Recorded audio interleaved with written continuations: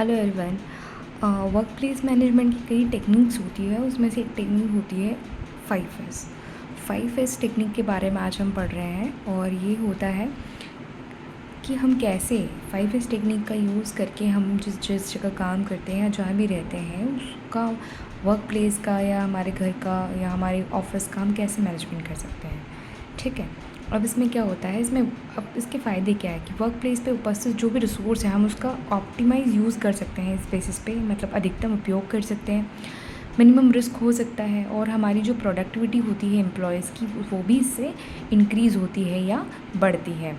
अब देखिए, work place management include the useful unnecessary articles are shortening.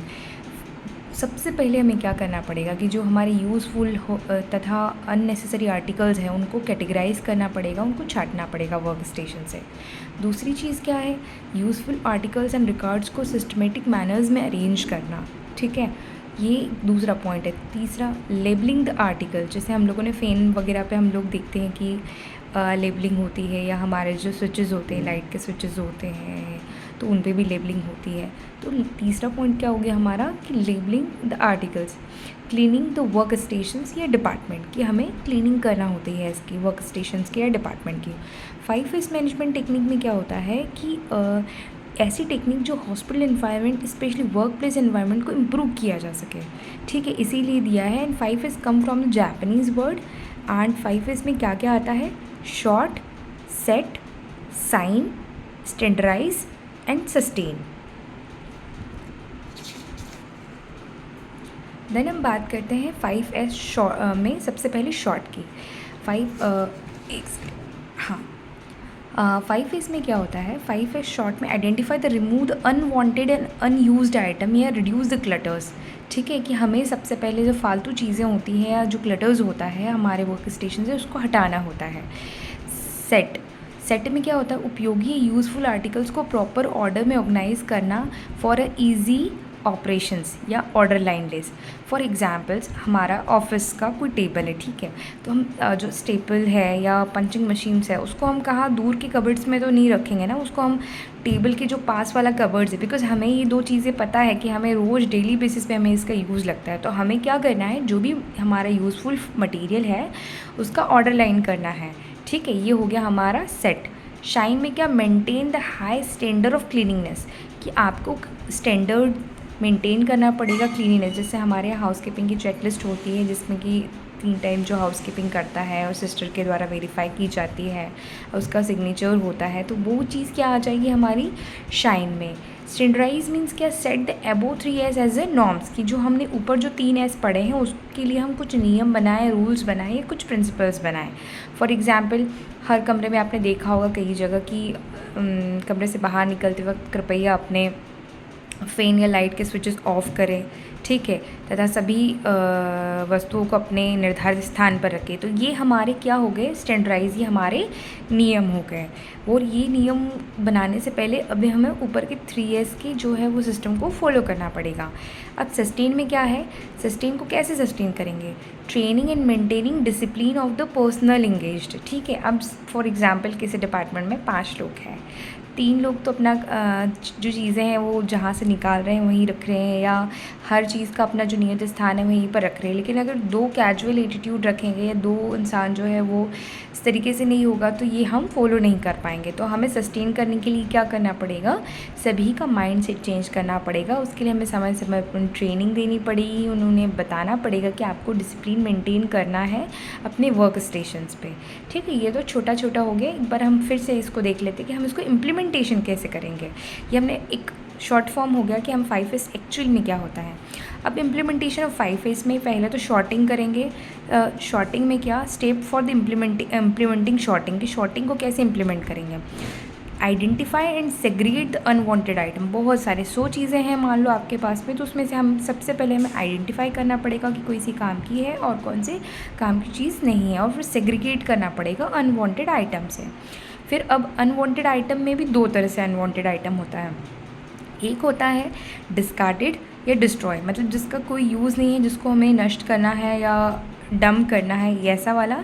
और दूसरा होता है सिक्योर एंड डिमार्केटेड, मतलब भविष्य में हमको कभी भी काम में आ सकता है, ठीक है। तो ये हमारे अनवांटेड आइटम्स हो गए। जब तक कि कंडम कमेटी उसका डिस्पोजल निर्णय, तो हम कब तक कंडम नहीं कर सकते कि हम जब तक नहीं कर सकते जब तक कि एक हमारे यहाँ संस्था में कोई कंडम कमेटी बनाई ना जाए। कंडम कमेटी की मीटिंग ऑफ मिनट्स हम नोट करना पड़ेगा और एक मीटिंग लेनी पड़ेगी कि ये वस्तुएँ हैं जिनका अभी कोई उपयोग नहीं है, तो इनका क्या किया जाना चाहिए, क्या डिस्पोजल का तरीका या सलीका हो सकता है इसका। तो जब तक ये फाइनलाइज नहीं हो पाता तब तक हम लोग कंडम नहीं कर सकते। फिर इनिशियल ऑफ शॉर्टिंग में क्या होगा, inside of the hospital building की सबसे पहले तो हमें हॉस्पिटल बिल्डिंग के अंदर करना पड़ेगा। Extend the order place of the hospital premises, उसके बाद में हॉस्पिटल के अंदर से स्टार्ट होता है 5S, उसके बाद में जब अंदर होने के बाद में ये कहाँ कहाँ एक्सटेंड होता है, outer place of the hospital premises या अस्पताल के चारों तरफ, ठीक है। अब हम बात करते हैं इंडोर स्पेस में। इंडोर स्पेस में क्या हो सकता है, हमारी फ्रंट लाइन सबसे पहले स्टार्ट होगी। फ्रंट लाइन में क्या होगा, हमारा OPD हो गया, इमरजेंसी हो गया, लेब हो गया, हमारा डिस्पेंसरी हो गया, फार्मेसी हो गया, ये हमारी फ्रंट लाइन डिपार्टमेंट्स है, ठीक है। और बैकयार्ड में क्या, किचन हो गया हमारा, लॉन्ड्रीज हो गई, ये हमारा बैकयार्ड है। कि सबसे पहले स्टार्ट कहाँ से करना है, हमें हॉस्पिटल के अंदर या इनसाइड से करना है। इनसाइड में भी हमें फ्रंट लाइन से पहले स्टार्ट करना है, ठीक है। अब hospital management prioritise the visibility and urgent need की, अगर हमें हॉस्पिटल मैनेजमेंट को क्या करना पड़ेगा, विजिबिलिटी करनी पड़ेगी और अर्जेंट नीड दोनों में मतलब डिफ्रेंशिएट करना पड़ेगा कि किस काम को हमें पहले करना है और किस काम को दूरस्थ मतलब बाद में किया जा सकता है, ठीक है। और during the activity modify the physical structures rooms and wall, हो सकता है हमें कुछ एक्टिविटीज़ करनी पड़े हमारी फिजिकल स्ट्रक्चर्स को मॉडिफाई करने के लिए, जिसमें कि फ़ंड की आवश्यकता होती है। इसके लिए हमें टॉप मैनेजमेंट का सपोर्ट चाहिए होता है, ठीक है।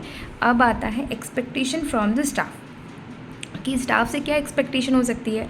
Identify the unwanted items and remove the frequently basis पे उसको रिमूव करें, ठीक है। ये अब पूरी हमने बात कर ली है शॉर्ट की। अब हम दूसरा पॉइंट है हमारा set order line list of the every department better work. अब हमें क्या ऑर्डर लाइन लिस्ट बनाना पड़ेगा हर डिपार्टमेंट की, ताकि वो अच्छे से काम कर सके वर्क प्लेस पे। अब जो बचे हुए आइटम हैं उन्हें arrange in order based in objective oriented way of the thinking, ठीक है। कि हमें जो भी आइटम्स हैं उनको हमें ऑर्डर बेस और बहुत सोच समझ के रखना है कि कौन से स्थान कौन सी जो वस्तु है वो कहाँ पर जाएगी। एग्जाम्पल क्या है, the average of the items are the alphabetically order या न्यूमेरिकल ऑर्डर्स, कि हम लोग अरेंज कैसे कर सकते हैं, जैसे फार्मेसी हम लोग करते हैं कि अल्फ़ाबेटिकल या न्यूमेरिकल ऑर्डर में हम करते हैं। Keep on the specific place on the specific need, कि हमें लिखना पड़ेगा कि वहाँ पे कि स्पेसिफिक प्लेस पे रखा गया है, स्पेसिफिक नीड का जो सामान है ताकि अगर कोई स्टाफ किसी दिन छुट्टी पे भी हो तो हम ऑन कॉल बता सकते हैं कि ये वाला आइटम ये वाली फाइल इस वाले लॉकर्स की इस वाले रेक या शेल्फ में रखी हुई है, ठीक है। इसका मतलब है keep on the specific place so anybody need to use this item can be find easily. दूसरा होता है एक्टिविटी कैन बी डन। अब क्या क्या एक्टिविटी हो सकती है हमारी, पोस्टर्स एंड नोटिस बोर्ड हमें लगाना पड़ सकता है, जो 5S का IC हो सकता है वो हो सकता है। अवॉइड द मेसी सिचुएशंस, कि हमें मेसी सिचुएशंस को अवॉइड करना है। Old posters can be review, जो पुराने पोस्टर्स हो गए लास्ट टू लास्ट ईयर्स के जिनका अभी मतलब जो वैनिश हो गए हैं या उसमें कुछ चेंजेस आए हैं या अमेंडमेंट आए हैं तो वो हमें हटाना पड़ेंगे। फिर work instructions and important notice हमें लगाना पड़ेगा, ठीक। और सिस्टमेटिक मैनर में हमें पेस्ट करके मतलब सबसे पहले तो हमें आइडेंटिफाई करना पड़ेगा प्लेस को कि कहाँ पे लगाना पड़ेगा। फॉर एग्जांपल नेशनल प्रोग्राम्स के ICs कहाँ लगने चाहिए, बेसिकली वो फ्रंट एरिया में लगने चाहिए। OPD जैसे पेशेंट इंटर करता है तो हमें स्पेसिफिक IC लगाने के लिए स्पेसिफिक प्लेस को आइडेंटिफाई करना पड़ेगा। नेक्स्ट क्या है, कलर कोड। डिफरेंट पर्पज़ के लिए हमें डिफरेंट कलर का यूज़ किया जा सकता है, जिससे हमें आसानी से कोई भी हम आइटम ढूंढ सकते हैं, जिससे मिस्टेक्स कम होगी, ठीक। ठीक है। जितने भी नेसेसरी आइटम्स हैं उन्हें ढूंढ कर एक प्लेस पर इकट्ठा कर लेंगे, उनकी नंबरिंग करेंगे, लेबलिंग करेंगे, कलर कोड करेंगे ताकि उन्हें आसानी से ढूंढा जा सके। जो आइटम अरेंज करेंगे उन्हें करेक्ट अलाइनमेंट में या अप्रोप्रिएट प्लेस पे रखेंगे, correct alignment at appropriate place. ठीक है। Example, aligning the beds as per the bed specific norms, कि जो बेड होते हैं हॉस्पिटल्स में या IPD में उनको हमें बेड स्पेसिफिक नम्स के अकॉर्डिंग रखना पड़ेगा। ठीक है। अब नंबर ऑफ़ आइटम्स, अब जैसे number of items, switch to switchboard numbering, जैसे मैंने पहले भी बताया था कि स्विच बोर्ड्स पे भी नंबरिंग होती है for identification for the fan and light switches. ठीक है। अब नंबरिंग किस किस पे हो सकती है? रजिस्टर्स पे नंबरिंग हो सकती है, बेड पे नंबरिंग हो सकती है, हमारे रूम्स पे नंबरिंग हो सकती है, या जो हमारे इन्वेंट्री है, टेबल, चेयर, कुर्सीज़, ठीक है, प्रिंटर सिस्टम, हमारे जो मॉनिटर्स हैं, इन पे भी नंबरिंग हो सकती है। ठीक है। अब इसमें क्या करना है? No tag. ठीक है। नो टैग लिखा हुआ है इसमें, ये बोर्ड है, तख्ता लगाना है। सिंबॉलिक डेवलपमेंट, कुछ भी आप कर सकते हो, सिंबॉलिक डेवलप कर सकते हो या तख्ता लगाना, टैगिंग नहीं करना। फिर अब ये चीज़ें हो गई, इस तरह से हम नंबरिंग कर सकते हैं। अब इंस्ट्रूमेंट या डिवाइस, सॉरी, इसमें क्या, review the during the set, कि हमें सेट के दौरान हमें रिव्यू करना पड़ेगा कि हमारे यहाँ कौन कौन से इंस्ट्रूमेंट्स हैं और कौन कौन से डिवाइस हैं।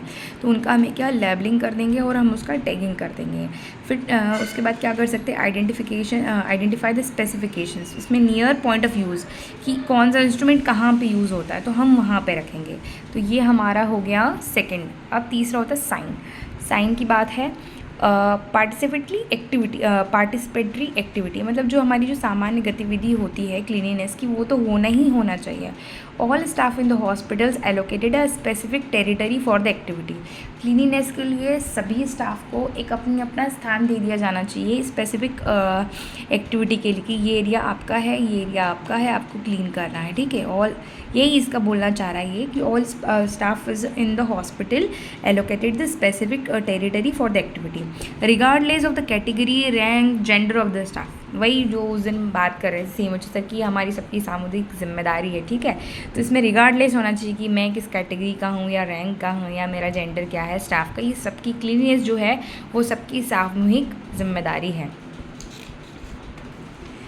उसके बाद में ये हो गया। उसके बाद में every one is expected join this activity, मतलब ऐसा नहीं है कि सिर्फ 4th क्लास वर्कर ही इसमें ज्वाइन करेगा। हर किसी को अपने अपने जो जिस एरिया में वो काम करता है उसकी क्लीनिंग के लिए रिस्पॉन्सिबिलिटी खुद की होनी चाहिए। ठीक है।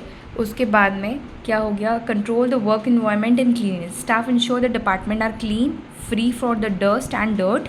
फिर नेक्स्ट क्या हो गया? पीरियडिकली इम्प्लीमेंटेशंस, कि किस तरीके से क्लीननेस हो रही है, क्या हमारे यहाँ वीकली बेसिस पे हो रही है या डेली बेसिस पे हो रही है, मंथली या क्वार्टरली हो रहा है, time schedule set by the hospitals. ठीक है। अब ये हो गया डेली मॉर्निंग में क्या होगा? सबसे पहले तो shine practice before the start your work, मतलब सबसे पहले आके आपका वर्क स्टेशन अपने को क्लीन करना है, उसके बाद में ही अपना जो वर्क शेड्यूल स्टार्ट करना है जो भी है। जो फिर cleaning checklist should be systematically use on every area, regular supervision of the cleaning activity. All equipments are the protected from the dust and dirt by the periodically and timely cleaning. ठीक है। And cover during the rest time, कि जब clean कर दिया और मान लो use नहीं हो रहा तो उनको हमें कवर करके रखना है। अब शाइन को कैसे अप्लाई कर सकते हैं?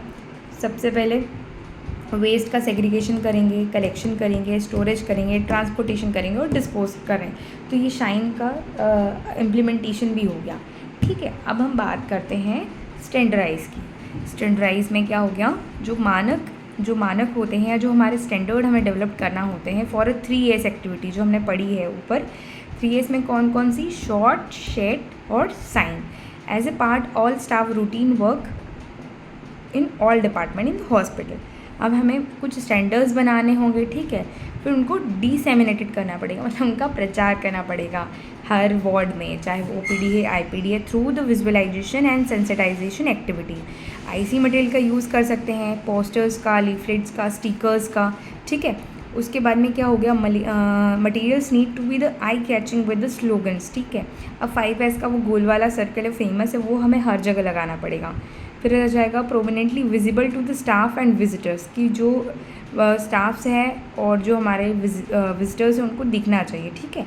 फिर H adopt for the colour coding system.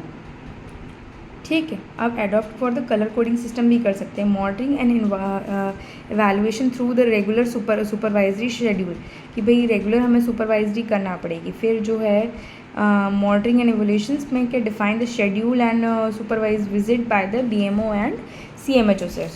ठीक, अब ये हो गया हमारा सस्टेन में कुछ नहीं है। Adopt the staff that routine work, मतलब उसको हमें एज ए हैबिट में लेके आना है एंड फॉर्मल ट्रेनिंग सेशंस करना है, हैंड टू हैंड ट्रेनिंग करना है। तो ये हमने आज 5S पूरा डिटेल में पढ़ा है।